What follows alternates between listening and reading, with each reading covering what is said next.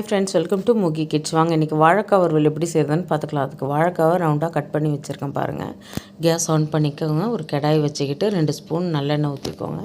ஊற்றிட்டு நல்லெண்ணெய் நல்லா காஞ்ச பிறகு உளுத்தம்பருப்பு, கடுகு, பெருங்காயத்தூள், கருவேப்பிலை போட்டு நல்லா பொரிஞ்சு வந்துடட்டும். வந்த பிறகு கட் பண்ணி வச்சுருக்க வெங்காயத்தை போட்டுக்கோங்க.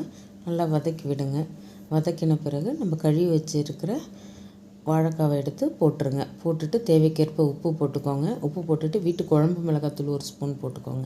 போட்டு நல்லா வதக்கின பிறகு ஒரு கிளாஸ் தண்ணி ஊற்றி நல்லா மூடி வைங்க. மூடி வந்து நல்லா கொதித்து சுண்டி வரட்டும்.